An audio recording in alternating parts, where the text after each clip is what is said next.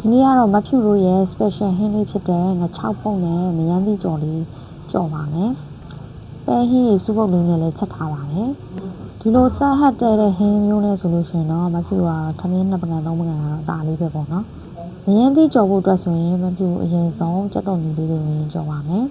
။ဒီနေရာမှာကတော့စီများများထည့်ပြီးတော့ကြော်ရင်တော့ပိုပြီးတော့ကောင်းမယ်ပေါ့နော်။မရမ်းသီးကြော်ဖို့အတွက်ဆိုရင်လိုအပ်တာကတော့ပစုံကြောက်ပေါ့နော်။အဓိကကတော့ဒီပစုံကြောက်ထောင်းထားတာလေးတွေကိုမဖြူထည့်ပါမယ်ပစုံကြောက်ထည့်ပြီးသွားပြီဆိုလို့ရှိရင်ပစုံကြောက်လေးတွေ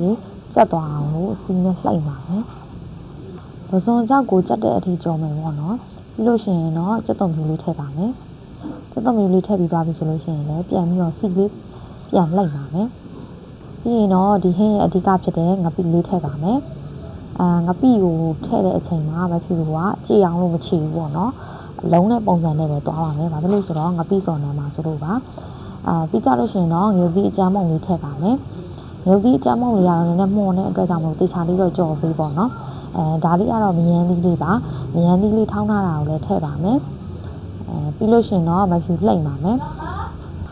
မရမ်းသီးကြော်တဲ့အချိန်မှာတော့နည်းနည်းလေးစိတ်ရှည်ဖို့တော့လိုရပေါ့နော်ပြီးရင်တော့ရတာအတွက်ဟင်းချုံမုံလေးထည့်ပါမယ်ကြောနေရင်းနဲ့စီလေးနည်းနည်းနဲသွားတဲ့အတွက်ကြောင့်မလို့စီလေးထပ်ထည့်ပါမယ်ပေါ့နော်စီထပ်ပြီးရင်တော့ချက်ချင်းမမွေပါဘူးဒါဗီဒီယိုထဲမှာမလို့ပေါ့နော်အတစ်လောက်ထားတဲ့အတွက်ကြောင့်မလို့ဒီလိုမျိုးစီလေးပေါက်ဖြစ်ပြီးဆိုမှမွေမယ်ပေါ့နော်နောက်မှဆိုရင်စီစိမ်းတော့နာမှာဆိုလို့ပါဒါဆိုရင်တော့မရမ်းကြီးကြော်လေးတော့ရသွားပြီပေါ့နော်ဒါကတော့ငါ6လေးဖုတ်ပါမယ်ဒီငါ6ဖုတ်လေးကလေးဒီငါ6လေးကတော်တော်လေးကိုစားလို့အရင်ကောင်းတယ်ပေါ့နော်ဘာငါ6လဲဆိုတာသိတဲ့လူလဲ comment ထဲမှာရေးပေးကြအောင်နော်ဒီငါ6လေးဖုတ်မယ်ပေါ့နော်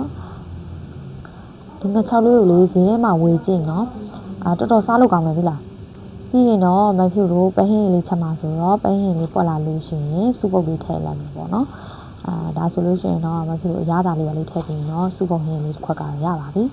ကဲခုဆိုလို့ရှိရင်တော့မဖြူလို့ဟင်းစားမိန်နဲ့6ဖုတ်ရယ်မရမ်းသီးကြော်လေးရယ်ဟင်းရေပေါ့နော်ပဲဟင်းရေလေးရသွားပါပြီမဖြူရဲ့ဗီဒီယိုလေးကိုဆက်ပြီးတော့ကြည့်ကြသေးရဆိုရင်တော့ like and share လေးလုပ်သွားပေးအောင်နော်